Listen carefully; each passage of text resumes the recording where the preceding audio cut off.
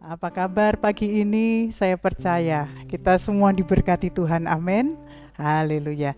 Biarlah pada pagi hari ini kita naikkan syukur kita naikkan pujian kita kepada Tuhan, sumber kehidupan kita.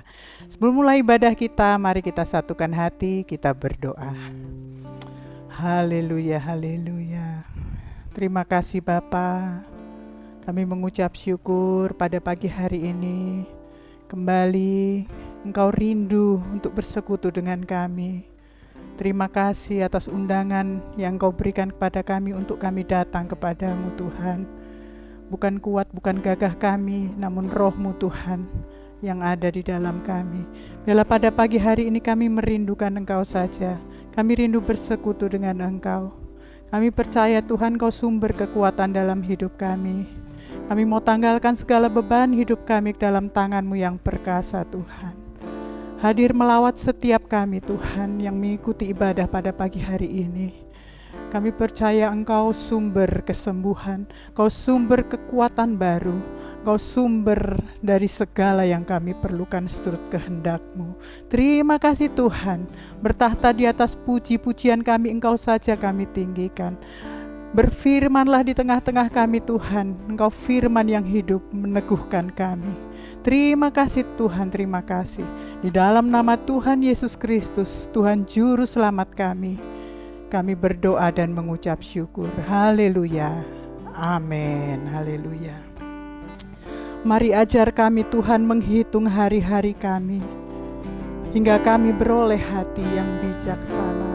Haleluya. Kita pujikan di hadapan Tuhan.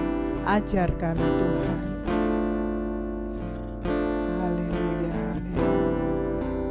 Oh, terima kasih Tuhan. Ajar kami Tuhan menghitung hari-hari,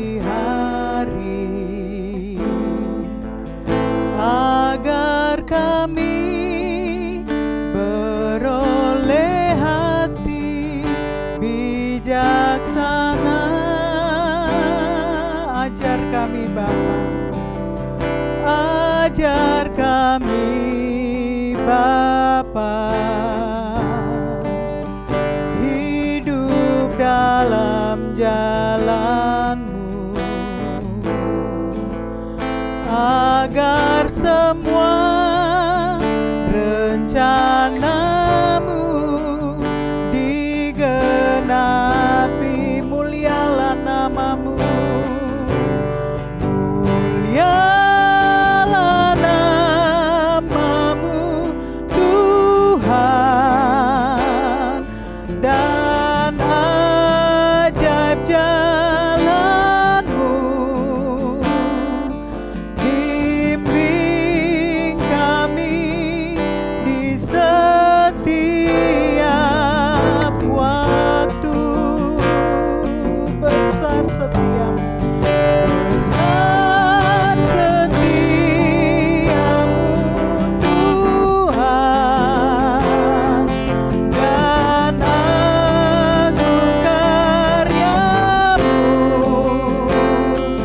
Yesus, kami bersyukur padamu. Mari Tuhan terus mengajar setiap kami. Haleluya. Ini kami anak-anak-Mu Tuhan. Ajar kami Tuhan menghitung hari-hari, agar kami beroleh hati bijaksana.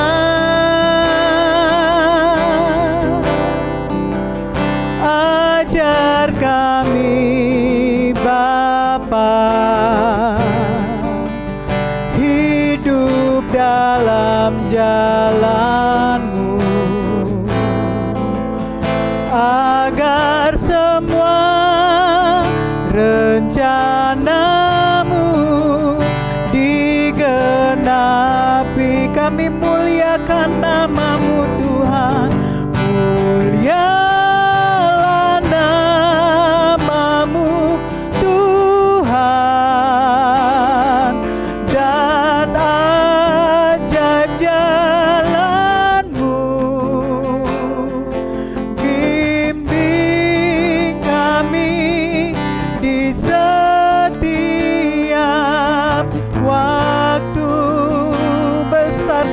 setiamu, besar setiamu Tuhan, dan agung karyamu.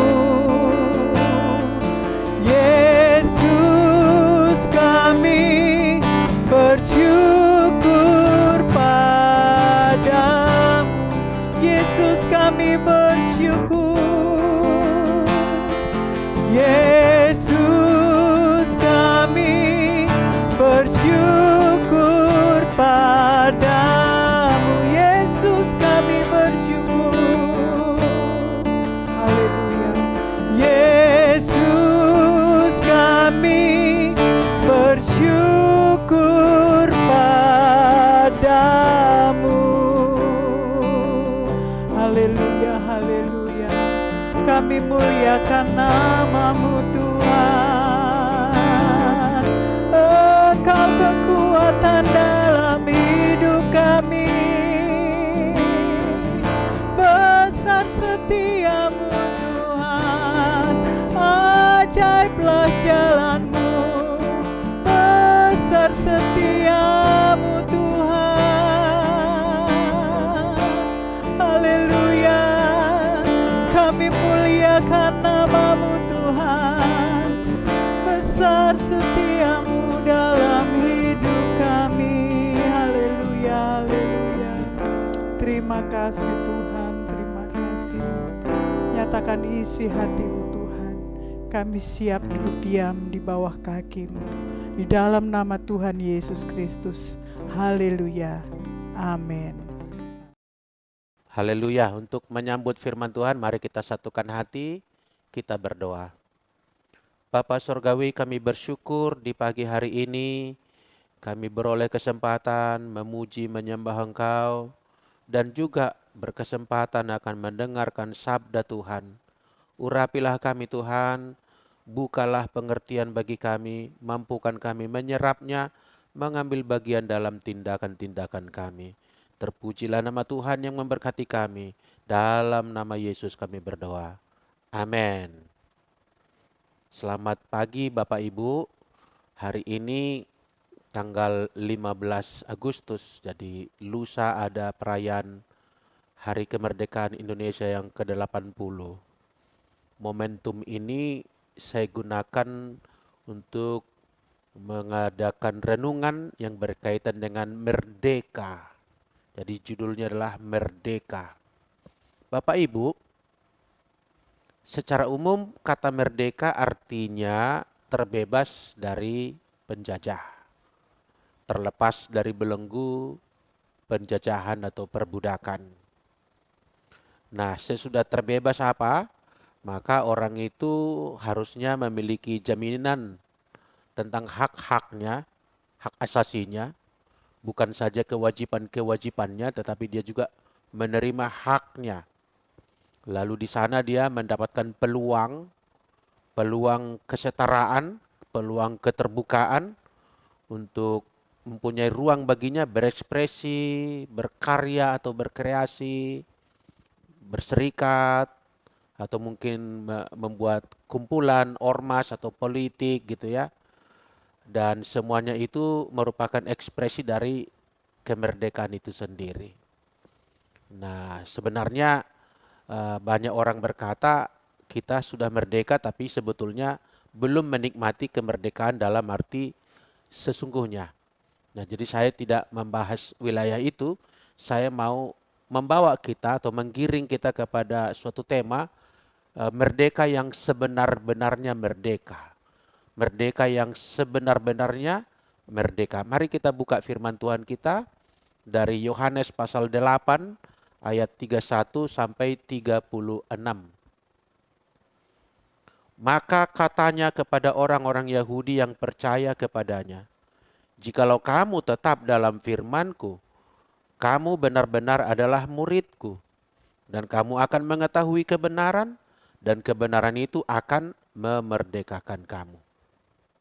Jawab mereka, "Kami adalah keturunan Abraham dan tidak pernah menjadi hamba siapapun. Bagaimana engkau dapat berkata, kamu akan merdeka?"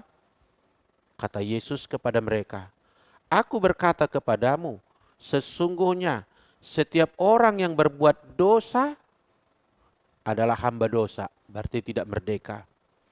"Dan hamba tidak tetap tinggal dalam rumah, tetapi anak tetap tinggal dalam rumah.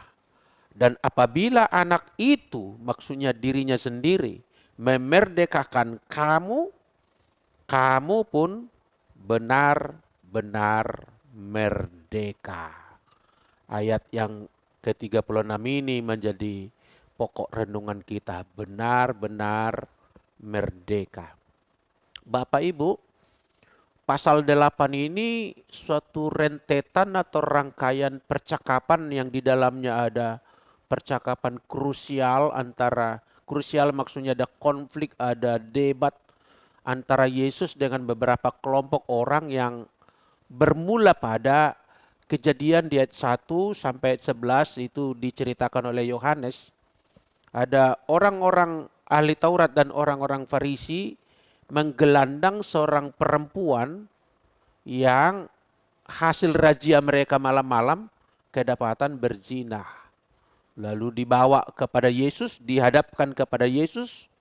Kemudian mereka bertanya dalam kurung sambil ingin mencoba Yesus tentang apa jawabannya. Yaitu mereka berkata, "Menurutmu, diapakan orang ini?" Mereka sodorkan pertanyaan itu kepada Yesus. Apa yang harus diperbuat kepada perempuan ini? Lalu mereka menimpali, menurut hukum Musa, orang seperti ini harus dilempari batu, hukum rajam batu sampai mati. Lalu mereka melanjutkan, menurutmu, menurut Yesus berarti apa yang harus dilakukan kepada orang ini? Mereka mencoba Yesus, kalau Yesus mengatakan ikuti hukum Musa rajam batu, berarti Yesus tidak benar mengajarkan kasih karunia. Dan kalau mereka bilang bebaskan orang itu, maka mereka berkata engkau melawan hukum Musa. Kira-kira begitu. Krusial memang. Lalu di situ kita tidak bahas lebih panjang lebar, saya hanya memberikan pengantarnya. Di situ Yesus menempelak mereka dengan perkataan yang sangat tepat sekali, kena sekali, dengan berkata, "Siapa di antaramu yang tidak berdosa, hendaklah yang pertama melempari dia dengan batu." Wow, sontak saudaraku, mereka mundur satu demi satu dan sangat jeli. Yohanes berkata mundur satu demi satu itu mulai daripada yang tertua. Artinya mereka pun merasa tidak layak melempari batu, karena mereka pun tentu adalah orang-orang yang berdosa pada bidang yang lain. Mungkin bukan pada bidang berzina, tapi pada urusan-urusan yang lain. Interpretasinya hubungan dengan kemerdekaan adalah kasih karunia. Yesus adalah sang kasih karunia itu sendiri, dan di dalam dia kasih karunia itu ditawarkan kepada setiap orang. Dan barang siapa menerimanya, dia akan memasuki wilayah merdeka, Bapak Ibu. Tidak ada jalan kemerdekaan yang sejati di luar Yesus, sebab hanya dialah anak domba yang kudus, yang darahnya menebus dosa manusia. Lalu dikatakan di situ bahwa konsekuensi daripada percaya kepada Yesus, Yesus berkata, barang siapa tinggal tetap dalam firman-Ku, ia adalah murid-Ku. Dan siapa yang tinggal dalam firman-Ku tadi adalah murid-Ku, dia akan menemukan kebenaran, dan kebenaran itu memerdekakan dia. Apa artinya Bapak Ibu? Kasih karunia tidaklah berdiri sebelah atau separoh gitu. Melainkan kasih karunia itu menghendaki supaya orang yang percaya kepada Yesus itu tinggal di dalam firman-Nya, Bapak Ibu. Artinya meninggalkan dosanya, menanggalkan manusia lamanya. Itu nampak dari perkataan Yesus sesudah dikatakan siapa yang tidak berdosa, dia yang melempari perempuan ini. Lalu mereka mundur satu demi satu, tinggallah perempuan itu di situ, dan Yesus berkata kepadanya, "Aku pun tidak menghukum engkau atau melempar engkau dengan batu." Lalu dilanjutkan, "Pergilah dan jangan berbuat dosa lagi." Merdeka adalah kasih karunia, Tapi efektif terjadi pada diri kita ketika kita tidak berdosa lagi. Tidak melakukan manusia lama kita lagi. Kita menanggalkan itu, saudaraku. Itulah artinya tinggal di dalam firman, taat kepada Tuhan, saudaraku. Lalu percakapan krusial tadi berlanjut mulai ayat 12 sampai 20, di mana di ayat 12 Yesus berkata kepada orang banyak yang tersisa tinggal di situ. Tadi para ahli Taurat, orang-orang Farisi sudah pergi satu demi satu, masih banyak orang berkerumun di situ. Yesus berkata kepada mereka di ayat 12, "Akulah terang dunia. Barang siapa mengikut aku, ia tidak akan berjalan dalam kegelapan, melainkan ia akan mempunyai terang hidup."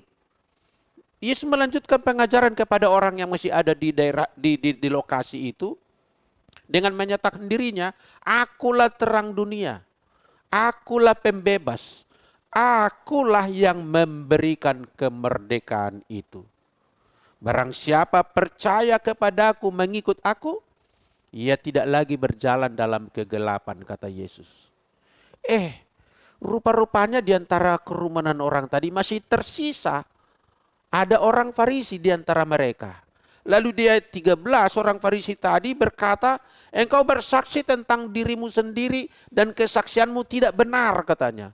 Dia bantah Yesus. Dia debat Yesus. "Kesaksianmu sepihak, tidak dapat diterima, kami tidak mengakuimu," gitu ya. Lalu saudaraku, meskipun Yesus berbicara bahwa sebenarnya kitab suci memberikan petunjuk bahwa kesaksian Yesus itu benar, orang tadi menolak Yesus. Tanggapan saya atau interpretasi saya ialah, sekalipun orang giat beragama, dan di dalam giat beragama itu sebagian orang lagi giat berteologi, seperti orang Farisi ini tadi, tidaklah secara auto merdeka. Perhatikan ini ya.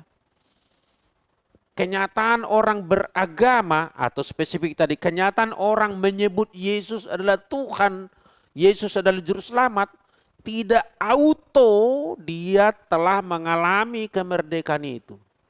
Dia harus benar-benar tinggal di dalam firman. Yang dalam hal ini orang Farisi tadi tidak mau. Tidak mau tinggal di dalam firman. Makanya bilang kesaksianmu itu tidak benar.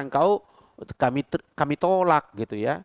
Jadi saudaraku, bahwa kehidupan beragama kita boleh dibilang tidak teori saja. Ini penekanannya. Merdeka itu bukan teori. Merdeka itu bukan konsep. Merdeka itu bukan keyakinan kalimat demi kalimat. Merdeka itu pengalaman yang sejati. Pengalaman yang benar-benar terjadi pada diri kita tatkala kita percaya kepada Yesus. Dan di dalam percaya Yesus itu kita tunduki Dia, kita turuti Dia. Dengan itu kita meninggalkan dosa kita pro kepada Yesus. Apa yang benar menurut Yesus, itulah yang kita jalankan. Apa yang salah menurut Yesus, itulah yang kita hindari. Di sanalah kita merdeka. Bukan karena kita beragama secara formal. Maka muncul kalimat penting saya, merdeka itu bukan karena beragama Kristen secara formalitas. Merdeka di dalam Kristus itu adalah realitas.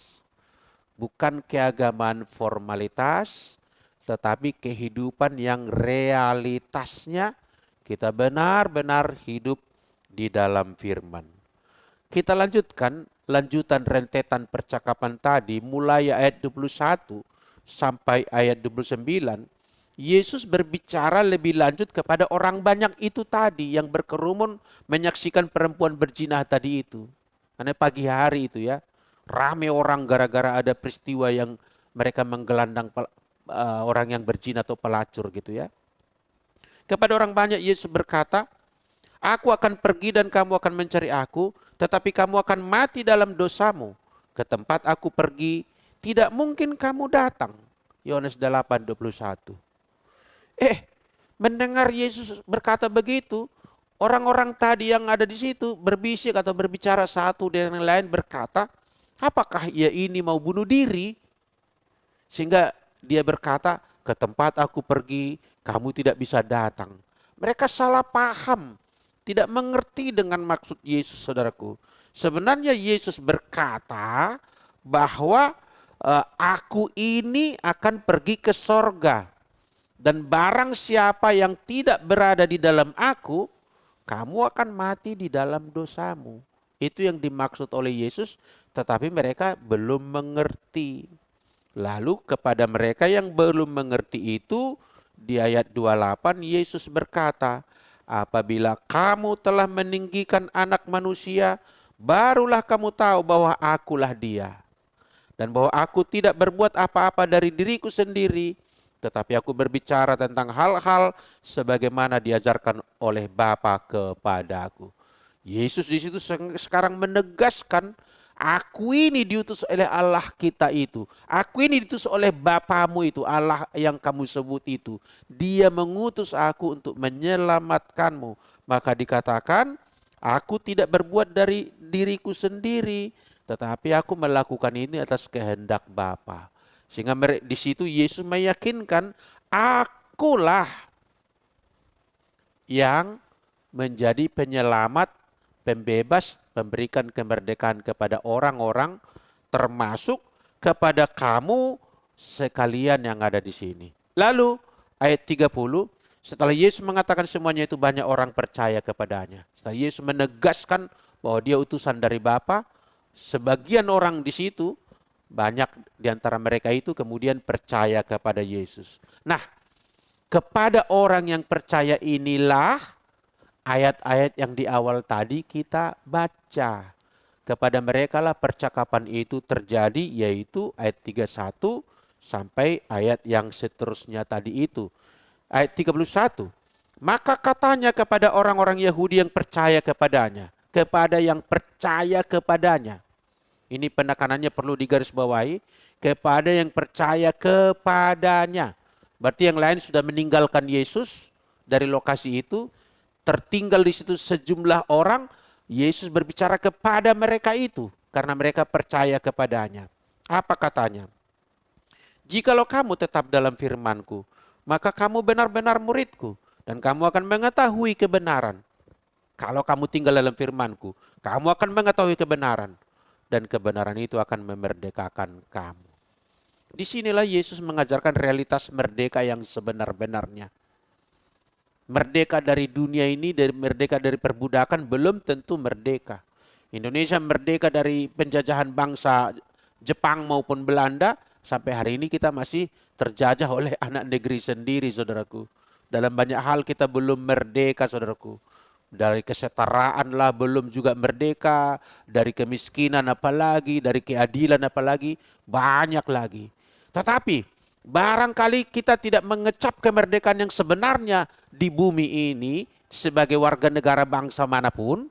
Sekarang Yesus membicarakan kemerdekaan yang sebenarnya, yang sejati, yang berdampak kepada hidup yang selama-lamanya itu. Itu merdeka yang benar, Bapak Ibu. Dan di situ Yesus mengatakan, kalau mau merdeka kamu tinggal di dalam firman-Ku. Enggak cukup mulutmu mengaku akulah Tuhan. Enggak cukup kamu hanya datang ke gereja katakanlah sekali seminggu. Tetapi kamu harus tinggal di dalam firman-Ku. Apa artinya tinggal di dalam firman? Kamu sejalan dengan firman-Ku. Kamu seberpihak dengan firman-Ku. Kamu satu frekuensi dengan firman-Ku. Kamu tunduki firman itu. Kamu turuti itu. Disitulah kamu benar-benar jadi murid-Ku. Dan ketika kamu benar-benar jadi murid-Ku, menemukan kebenaran itu, disitulah kamu merdeka. Jadi artinya tidak hanya status, mulut percaya kepada Tuhan Yesus, tapi benar-benar menuruti Dia, mentaati Dia, mengasihi Dia, menyelaraskan hidupnya dengan ajaran maupun praktek hidup Tuhan Yesus. Sekali lagi, merdeka bukanlah teori, bukan percaya secara formalitas, melainkan percaya secara realitas. Gak cukup hanya datang beribadah setor muka gitu.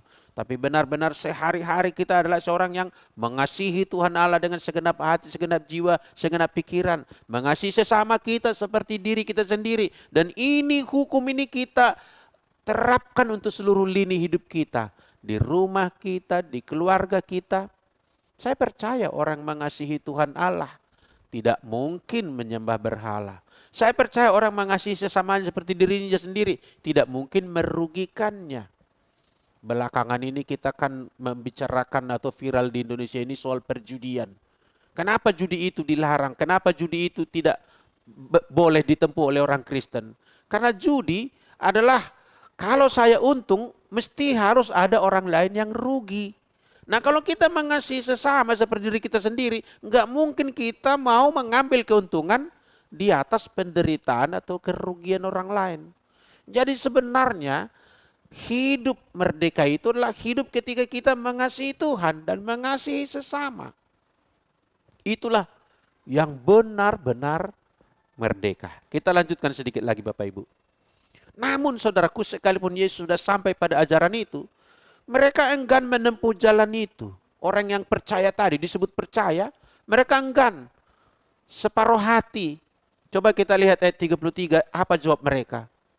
Jawab mereka, kami adalah keturunan Abraham dan tidak pernah menjadi hamba siapapun. Bagaimana engkau dapat berkata, kamu akan merdeka? Kami udah merdeka, ngapain lagi kamu tawarkan akan merdeka? Kami sudah merdeka. Karena kami keturunan Abraham, kata mereka. Wow, ini dia saudaraku. Mereka tak sadar, memang betul mereka secara genetis adalah keturunan Abraham, tetapi mereka tidak sama seperti Bapak Abraham. Tidak mempunyai kesamaan dalam hal apa? Abraham itu kan seorang yang meninggalkan segala sesuatunya untuk mengikut Tuhan. Meninggalkan sanak saudaranya, meninggalkan dirinya. Nanti dalam perjalanan sudah sampai di tanah perjanjian, di sana lagi dia dibentuk lagi oleh Tuhan, meninggalkan sifat-sifat lamanya, meninggalkan egoismenya, meninggalkan semua tabiat buruknya. Bahkan di Kejadian 22, dia diuji oleh Tuhan, yaitu berikanlah anakmu yang tunggal yang kuberikan kepadamu, serahkan dia kepadaku, sembelih jadi anak domba sebagai persembahan di Bukit Moria. Dalam hal itu pun Abraham rela menunduki apa yang disuruh oleh Tuhan. Benar-benar dia telah melakukan segala sesuatu untuk mengecap kemerdekaan di dalam Tuhan. Lah orang ini sekarang ketika Yesus berkata kalau kamu tinggal dalam firman-Ku, kamu akan menjadi murid-Ku dan kamu akan merdeka. Mereka bilang kami keturunan Abraham. Untuk apa lagi kamu tawarkan itu? Begini saya ulangi lagi. Keturunan Abraham tidak secara otomatis mengecap kasih karunia Tuhan. Tidak seluruh keturunan Abraham. Bahkan sebenarnya pada waktu itu orang-orang Farisi tadi juga keturunan Abraham juga itu. Dan jangan lupa, Tabib Lukas juga mencatat di Lukas 16. Ada di situ pemimpin agama. Ada di situ yang selalu berjubah ungu, itu pemimpin agama saudaraku. Orang yang kaya itu pemimpin agama itu. Kaum agama itu. Keturunan Abraham. Ternyata mati dia, masuk neraka. Dan di neraka dia meraung-raung, menjerit-jerit. Dia lihat di sorga ada Bapak Abraham. Dia berkata, Bapak Abraham, kasihanilah aku. Orang itu memanggil Bapak itu, Abraham itu bapaknya. Berarti dia keturunan Abraham secara genetis. Sebaliknya juga Abraham berkata, anakku. Abraham mengakui dia keturunannya. Tetapi kenyataannya orang itu tidak merdeka. Tidak di sorga. Karena sorga adalah tempat yang merdeka tujuan kita nanti. Neraka adalah tempat penderitaan yang bukan ada merdeka di situ. Terbelenggu penderitaan yang selama-lamanya. Jadi tidak otomatis keturunan Abraham, saudaraku. Mereka tak sadar diri mereka adalah hamba dosa. Mereka tak seperti Abraham meninggalkan segala sesuatu demi memperoleh kemerdekaan di dalam Tuhan yang memanggilnya. Pola pikir seperti ini masih menurut saya bergelayut pada banyak orang Kristen sampai bahkan masa kini. Banyak orang mengira karena ia beragama Kristen maka sudah secara auto akan selamat. Secara auto akan masuk surga. Secara auto merdeka. Oh tidak saudaraku. Tidak. Kita merdeka ya kasih karunia. Tapi kasih karunia itu harus kita kerjakan. Maka Paulus berkata kerjakanlah keselamatanmu.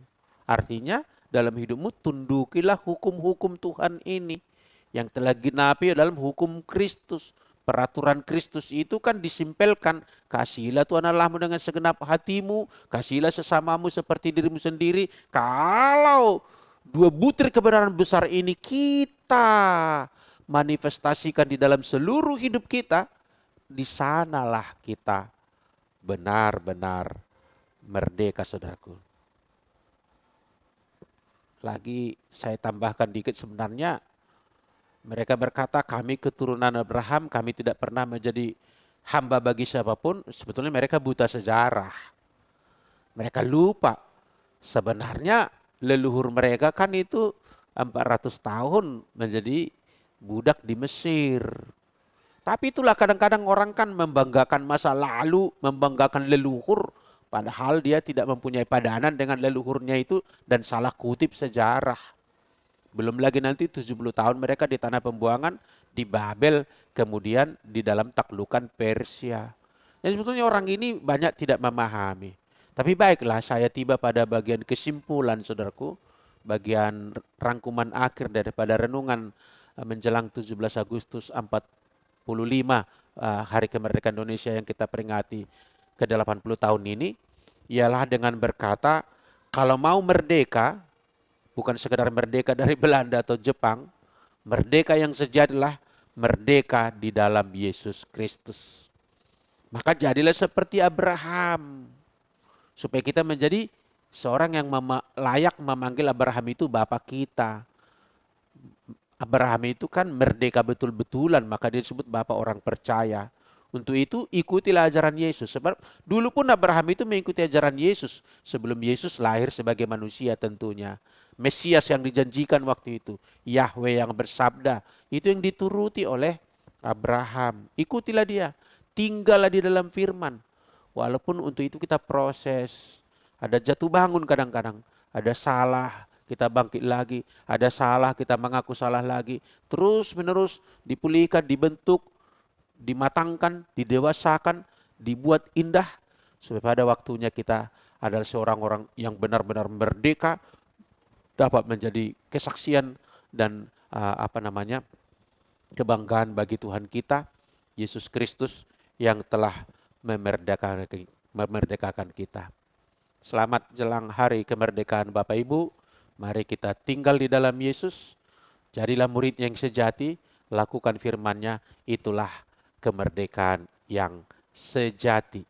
Merdeka bukan hanya formalitas, merdeka dalam realitas. Tuhan berkati kita. Haleluya. Mari kita akhiri dengan doa. Terima kasih Bapa Surgawi, kami bersyukur buat sabda-Mu, buat firman-Mu. Biarlah kiranya kami Tuhan terbilang orang-orang yang dimerdekakan. Berikanlah kami kemampuan Tuhan, bantulah kami agar kami tetap tinggal di dalam firman-Mu dalam keadaan apapun. Kami mempraktekkan firman-Mu, menuruti dan menunduki Engkau, sehingga benar-benar kami merdeka. Sehingga sekalipun di dunia ini kami tidak mengecap kemerdekaan dalam banyak hal, tetapi karena kami merdeka di dalam Tuhan, dimerdekakan oleh Yesus Kristus, kami dapat menikmati hidup di dunia ini dalam keadaan apapun. Kami tetap berbahagia dan bersyukur. Terpujilah nama Tuhan. Haleluya. Haleluya. Saudaraku, kita akhiri ibadah kita.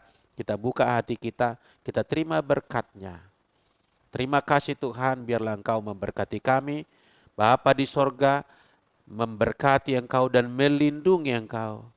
Dan Dia memberikan kepadamu kasih karunia. Tuhan menghadapkan wajah-Nya kepadamu, maka penuhlah engkau dengan damai sejahtera. Jadilah orang yang merdeka dan jadilah alat di tangan Tuhan mengabarkan merdeka yang sejati ke tengah-tengah dunia ini. Diberkati di dalam nama Tuhan Yesus Kristus. Haleluya. Sama-sama kita katakan amin.